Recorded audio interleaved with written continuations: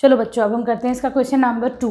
ये कह रहे हैं इनको सिंप्लीफाई करो, जो रिजल्ट है उसमें जो पार नोटेशन आए विथ पॉजिटिव एक्सपोनेंट्स। इसका मतलब क्या है कि 2 टू द पावर कभी भी -3 के फॉर्म में आंसर मत दो। आंसर इसको पॉजिटिव, जो भी तुम्हारी पावर है आंसर है वो पॉजिटिव एक्सपोनेंट है, इसका मतलब ये है।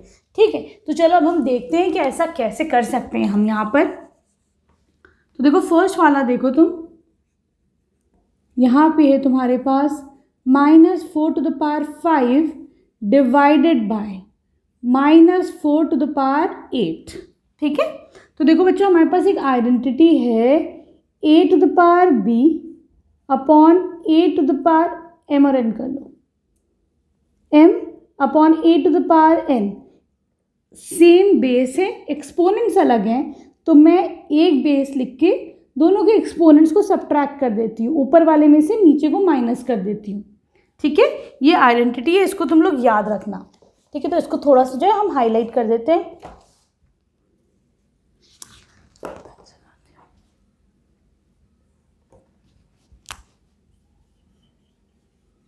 ठीक है, तो अब ख्याल रहेगा इसका।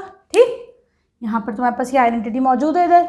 चलो, तो मैं इसको कैसे लिख सकती हूँ, बेस देखो दोनों में सेम है, तो -4 और पार्स को क्या करोगे, सब्ट्रैक्ट 5 - 8, कितना हो जाएगा -4 -3। ठीक है बच्चों, लेकिन मुझे आंसर जो करना है वो इसे पॉजिटिव उसमें करना है। ठीक है, तो देखो यहाँ पे अब एक और आइडेंटिटी लगेगी, ये वाली आइडेंटिटी क्या है, a to the power -m अगर है तो मैं उसको कैसे लिख सकती हूँ, 1 अपॉन, तुम ये आइडेंटिटी भी दोबारा लिखना, हमने यहाँ कौन सी आइडेंटिटी यूज़ करी है, a to the power -1 is equal to 1 upon a to the power n। ठीक है, ये लिखना, जब भी कोई अप्लाई करो उसको लिखो तुमने कौन सी अप्लाई करी है। ठीक, इसको मैं कैसे लिख सकती हूँ, -4 टू द पावर 3।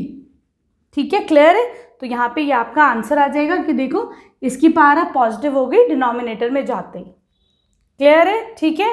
अब आ जाओ तुम इसके सेकंड पार्ट पे।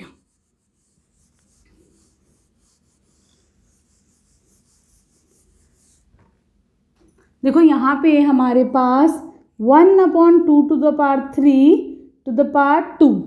ठीक है, तो देखो बच्चों यहाँ पर भी एक आइडेंटिटी लग रही है। अब मैं इसको कैसे लिख सकती हूँ, 1 to the power 2 upon 2 to the power 3। ठीक है, मैंने दोनों के ऊपर ये जो 2 की पावर है दोनों को अलग अलग ले लिया। ठीक है, ऐसे ले सकते हैं, ये भी एक आइडेंटिटी है। ठीक, अब देखो यहाँ पर एक है कि अगर एक बेस पर 2 पावर्स लग रही हैं, ठीक है, तो हम क्या करते हैं, a to the power m to the power n, तो हम क्या करते हैं, दोनों पावर्स को मल्टीप्लाई कर देते हैं। ठीक है, यहाँ पर ये वाली आइडेंटिटी लगी है, तो मैं क्या करूँगी, देखो 1 का स्क्वायर तो 1 ही हो जाएगा, 3 2s आर, क्या करा मैंने, 3 × 2 कर दिया। ठीक है, आ रहा है समझ में बच्चों, तो ये हो जाएगा 1/2 टू द पावर 6, यह आपका आंसर आ जाएगा। सिंपल है, ठीक है, समझ में आ रहा है। बस इसका ख्याल रखना कि तुम जो आइडेंटिटी लगा रहे हो उसको लिख दोगे तो तुम्हें एडिशनल एक्स्ट्रा मार्क्स मिल जाएंगे ना।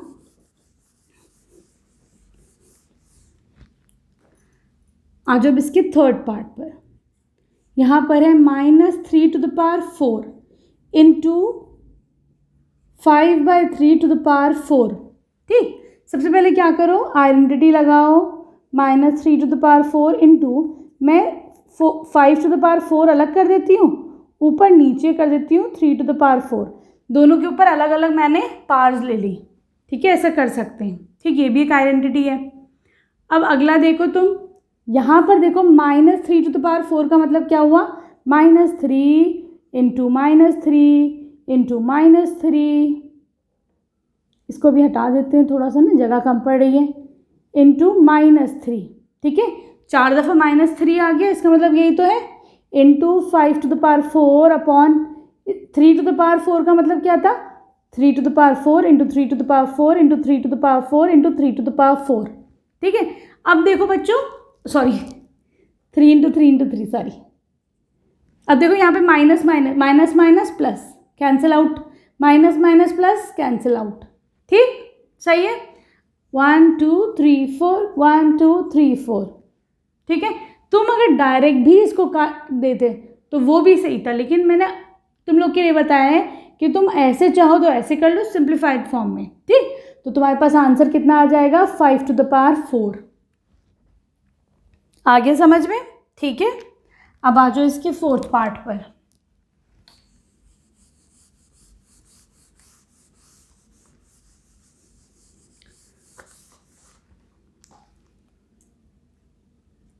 अब देखो बच्चों, इसे रख कर देते हैं हम, थोड़ा सा जगह हो जाएगी। अब ये तुम्हारे पास 3 to the power -7 divided by 3 to the power -10 into 3 to the power -5 कैसे लिख सकते हो? 3 to the power 7 upon 3 to the power -10 into 3 to the power -5। देखो सारी पावर्स यहाँ पे तुम्हारी नेगेटिव हो रही है नहीं हो रही है? इन पॉजिटिव करने के लिए इसका रेसिप्रोकल तो ये हो जाएगा 3/10 3 to the power 10 upon 3 to the power 7। ये कैसे हो जाएगा? देखो इसके नीचे 1 है तो मैं लिख देती हूँ 1/3 टू द पावर 5, ठीक। कौन सी आइडेंटिटी लगाइए? ये वाली, a to the power -m is equal to 1/a to the power m, ठीक है। पावर्स को पॉजिटिव करने के लिए क्या करते हैं? उसका रेसिप्रोकल उल्टा कर लेते हैं, न्यूमरेटर को डिनोमिनेटर में, डिनोमिनेटर को न्यूमरेटर में, ठीक। अब एक और आइडेंटिटी लगेगी यहाँ पर। कौन सी लगेगी? कि हमको पता है कि अगर a to the power m upon a to the power n है तो बताओ क्या करते हो? सेम बेस से एक्सपोनेंट अलग है तो मैं a to the power m-1 दोनों की पावर्स को सब्ट्रैक्ट कर लूँगी। यहाँ पे वही हो रहा है, ठीक है। चलो तो ये हो जाएगा 10 - 7, ठीक। देखो ये भी नीचे ही है, ये डिनोमिनेटर में ही तो है तो इसको भी माइनस ही कर लो, ठीक है। क्लियर है? अब 10 में से 5 गया, बचा 5, 5 - 2 3, ये हो जाएगा -2, ठीक है बच्चों। अब आंसर आया नहीं आया? अभी भी नहीं आया, क्यों? क्योंकि इसे तुम्हें पॉजिटिव पावर में देना है, ठीक। अब कौन सी आइडेंटिटी लगेगी बच्चों? बस आइडेंटिटीज का ही खेल है यहाँ पर, कौन सा कब लगाना है।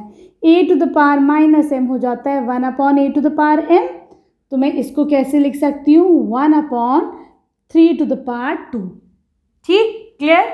Now this is your answer. सही है? चलो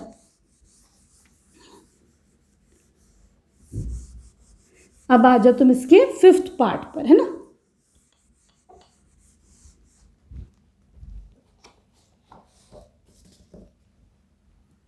यहाँ पर है आपके पास फिफ्थ पार्ट में है 2 to the power -3 into -7 to the power -3, ठीक है बच्चों।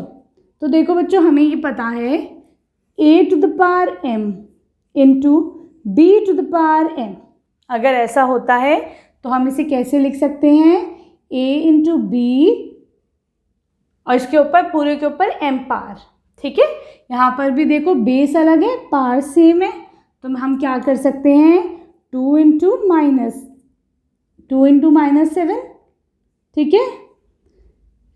ऐसे कर लो, माइनस और मल्टीप्लिकेशन साथ नहीं आना चाहिए ना। 2 into -7 whole raise to the power -3, ठीक है। तो ये तुम्हारा कितना हो जाएगा? -14 रेज टू द पावर -3, ठीक है बच्चों। सही है? अब क्या करोगे तुम? अब हम इसको पॉजिटिव बनाएंगे। कैसे? इसका रेसिप्रोकल लेकर 1/-14 टू द पावर 3। मैं दोबारा नहीं लिख रही हूँ, कौन सी आइडेंटिटी यूज़ करी? ये वाली यूज़ करी, ठीक है। आप लोग ज़रूर लिखेंगे a to the power -m is equal to 1/a to the power m, ठीक है। ये वाली आइडेंटिटी यूज़ करके तुम्हारा आंसर आ जाएगा। अब आ जाओ इसके थर्ड क्वेश्चन पर।